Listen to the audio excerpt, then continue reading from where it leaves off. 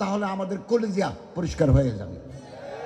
শরীরে যেমন রোগ হয়, কলিজার ভিতরে রোগ হয়, রুগী বিমারিয়া, এগুলো আলেমদের সহবতার ফলে, তজকিয়ায়ে নফসের ফলে কলিজা পরিষ্কার হয়ে যায়, কলবের সাফাই হয়। এক মানে লিযাকাতে ফাইলুন, যারা সম্পত্তির যাকাত দেয় তারা জান্নাতি।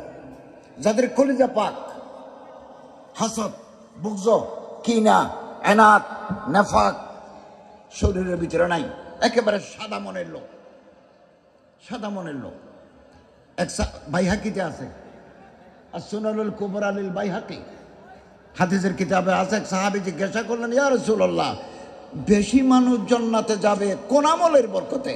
হযরত বলেন, দুই আমল, বিসালামতি সুদুরিহিম ওয়া সাখাওয়াতি আনফুসিহিম, যার অন্তর পরিষ্কার, দিল বিলকুল সাফ হয়, আর হাত কোলা মানুষকে দান করে দেয়, চাইলেই দেয়।